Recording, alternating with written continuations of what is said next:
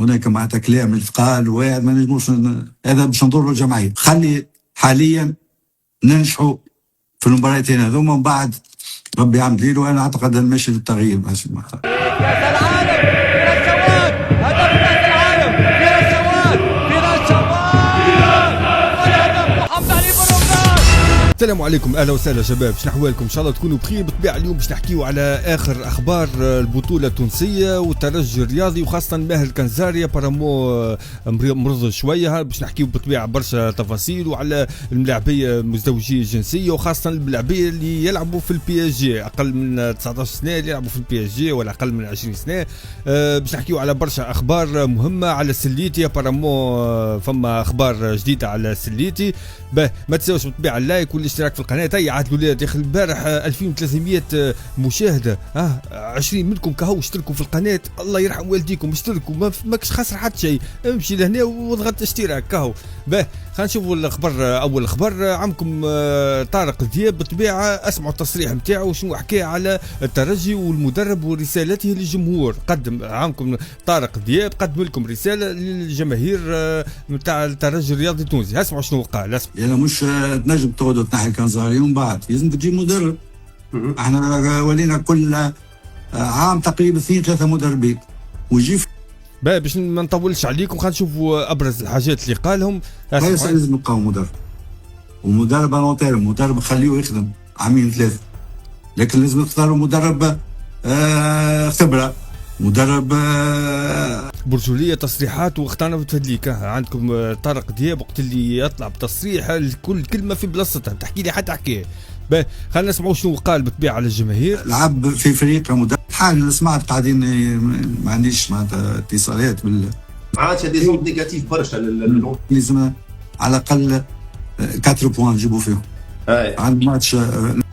لهذا بالنسبه لي انا موضوع المدرب حاليا خلينا نفكروا في الترشح، وهذيك رئيس النادي ومسؤولين عندهم. معناها بارامو هو ضد، معناها اسمه ماهر الكنزاري يتنحى من الترجي، يمكن ضده مانيش عارف.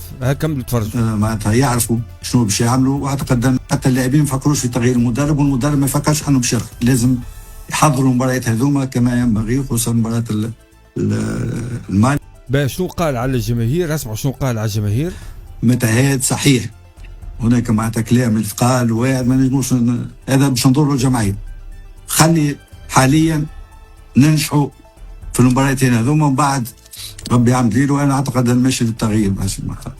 انا بالنسبه لي انا اعتقد ماشي للتغيير. بارامو صايب باش يتبدل ماهر الكنزاري، فهمتي، وهو مع تبديل مش مع تبديل الله اعلم. هذا تصريح نتاع طارق دياب. خلينا نشوفوا الحوصله. الجمهور يلزم ما ينساش اللي فما ناس سنة عثراتنا الكل مكشخ يحب الترجي، دز مع جمعيتك، مش مشكله نطالبوا شنو نطالبوا بمدرب اجنبي، اما لازم يكون مدرب اجنبي القادم يتم اختياره بتريض. حسوا هذا التصريح نتاع طارق دياب. خلينا نشوفوا بالطبيعه الخبر اللي بعده. يا سيدي بسم الله ما شاء الله، اللهم انعمت فزد. جيل المستقبل بالرسمي. نعم، هذا هو جيل المستقبل، المنتخب الوطني التونسي. برجوليه المنتخب بالحق تعدى بالطبيعه بفترات خايبه على الاخر، فبدي بعد راهو كل مره بتطلع فتره كيما المنتخب المغربي توا في اقوى قوته. شوفوا انت في الكوب دي موند الاخرانيه شنو عمل له كذا، حاسيلو كل مره فبدي تلقى منتخب فبدي قاعد يطلع، مره يطيح منتخب مره يطلع. شوفوا الكاميرون قبل كيفاش كانت وتو كيفاش كانت، حاسيلو كل مره فهمتني. انا متاكد انه المنتخب الوطني التونسي في الفتره القادمه في السنين اللي جايين القادمه باش يكون منتخب قوي ويرجع فهمتني ترجع قوته في القاره الافريقيه، مش كيما تو فهمتني اللي يجي فهمتني تهنتيل بوه كلب. خلينا نشوفوا الخبر اللي بعده. يا سيدي فما اخبار دور قال لك ايمن سليتي يقترب من تمثيل المنتخب الوطني التونسي. والله صدقوني مش صفحه مش اثنين، برشا صفحات يحكيوا انه بارامو الجامعه التونسيه كره القدم تواصلت مع سليتي، وبارامو باش يكون يعني في المنتخب الوطني التونسي. بارامو قاعد اسمه صبري لموشي والطاقم الفني معاه قاعدين يخدموا في خدمه تحت حسمس. لا طلعوا في الاعلام لا حتى شيء، فما خدمه قاعده تخدم في المنتخب الوطني التونسي، وحتى واحد ما هو قاعد يعني مش فما حتى واحد يعرف اللي قاعدين يخدم. هنشوف الخبر اللي بعده. فورمه كبيره لادم العياري في دوري الابطال مع فريق باريس سان جيرمان اللي اقل من 19 سنه. سيد ربي بقى عليه ستر، فهمتني. ان شاء الله خويا يكون في المنتخب، وان شاء الله يكون في المنتخب في مارس. اي لا مازال صغير على لا صغير لا باش يقول فمي. هيا ترى السيد هذا لازم يكون في المنتخب الوطني التونسي في القائمه في مارس. كاو دخلوه في الاجوام اللي هو صغير. هنشوف الخبر اللي بعده. سيدي والد اللاعب ينهي الجدل ويؤكد تصريحات نعيمة ساسي. نعيمة ساسي طلعت في الاعلام في الراديو قالت انه الترجي الترجي رفض التعاقد مع اليسون سانتوس، معناها ابوه اليسون سانتوس حب يدخل ولده في الترجي رفضت عام 2023 وقت اللي الجوار كان صغير في العمر، فهمتني ما قراولوش حساب. شوفوا تو معناه وين وصل. بالنسبه لرايي انا السيد هذا كان جاء 2023 مشى يلعب في الترجي، النيفو نتاعو مش باش يوصل كيما النيفو هذا. برا تو طلعوا لي تو جماعه فهمتي شبيه الترجي عليه تنجمش تطلعوا كذا. لا معلم تكويننا في تونس مش كيما التكوين برا، تحكي لي تحكي كاو. هنشوفوا الخبر اللي بعده. يا سيدي حسني الغربي السيد حمدي المد بقادر على تدريب الترجي. ابي ترى خلينا نسمعوا بجاله فهمني حمدي المدي بيرانيها ترجي 10 ايام حتى اللي يجي مدرب. شبيك يا هاشمي لاعبيه حاضرين.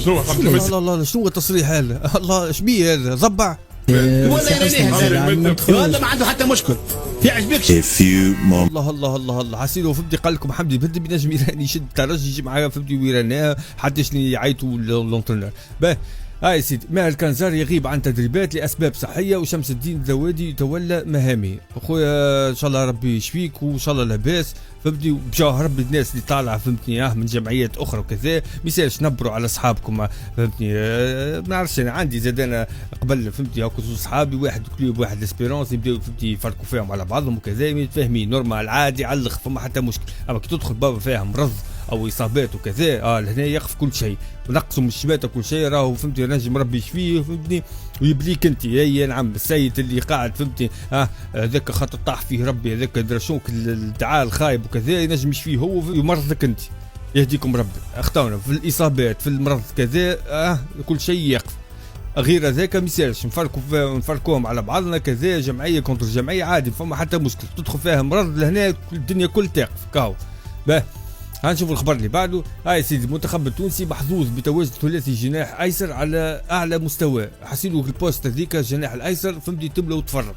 هنا نتحدث عن سيباستيان الياس سعد الياس العاشوري ثلاثي من ابرز اللاعبين في فرقهم حاليا. مردود ممتاز واداء فني رائع جدا ينقصهم مدرب لكي يوظفهم احسن توظيف. كاو هذاك هو اللي ناقصنا المدرب. شكون المدرب؟ صبري اللموشي ان شاء الله خويا فهمتي صبري اللموشي يطلع منهم الزيت الثلاثه هذو. هاي سيدي اللاعب اعطى موافقته المبدئيه للتواجد في تربص القادم المنتخب. الخبر راهو ماهوش معناها سور اما بنسبه 90% ايمن السليتي باش يكون في على ذمه المنتخب الوطني التونسي. هاي سيدي شوف الخبر اللي بعده. بالرمضان من تنقل فريقه الاهلي المصري الى الجزائر لمواجهه شبيبه القبائل. خويا ان شاء الله ربي معاك. انا واكثر واحد بالناس انتقدتك ويزي فيها البركه ما عادش عندي جهد باش ننقدك اكثر. ربي وجهك خير. ابعد على المنتخب الوطني التونسي. تشوف المنتخب قدامك فهمتي كسر على اليسار على اليمين تصرف خويا امورك. سقيك ما تحطهاش في المنتخب الوطني التونسي. خذيت فرصه 2 3 حطمت جوارات حرقت جوارات في جرتك انت فهمتي. سيباستيان تونيكتي في البنك في جرتك انت وجرة المحاباه مع سامي عبوجه وكذا هلكتها الدنيا كل. الله اعلم فاش قاعد تعمل وراء الكواليس. الله اعلم تعطي فلوس في تحت الطاوله مانيش عارف اللي فاش قاعد تعمل انت وسامي عبوجه. الله اعلم مانيش عارف شنو حكايتك. المفيد السيد هذايا ابعد بعد السماع على الارض على المنتخب الوطني التونسي. برا خويا ربي وجهك خير. امشي الاهلي امشي للريال مدريد امشي لبرشلونه امشي باش يقول فمي امشي وين تحب انت. المنتخب الوطني التونسي ابعد عليه بعد السماع على الارض كاو. خلينا نشوفوا الخبر اللي بعده. يا سيدي في سنة حسب نسمة في سنة 2023 عرضت أليسون على الترجي الرياضي التونسي والعام الماضي تواصلت مع مسؤول لكن الاتصالات لم تبلغ مراحل متقدمة. كاو السيد هذا كان فهمتي حب يلعب مع الترجي قالت له لا. كاو السيد تو هكا في نابولي الإيطالي. كاو لنا وصلنا لنهاية الفيديو. شكرا لكم على حسن المتابعة. بالتوفيق المنتخب الوطني التونسي بالتوفيق اللاعبية اللي ينصتوا في البي اس جي. ان شاء الله لاباس ماهر كنزاري فهمتني ان شاء الله ربي يوجهك الخير. نشوفكم ان شاء الله فيديوهات الجاي. السلام عليكم ورحمة الله وبركاته.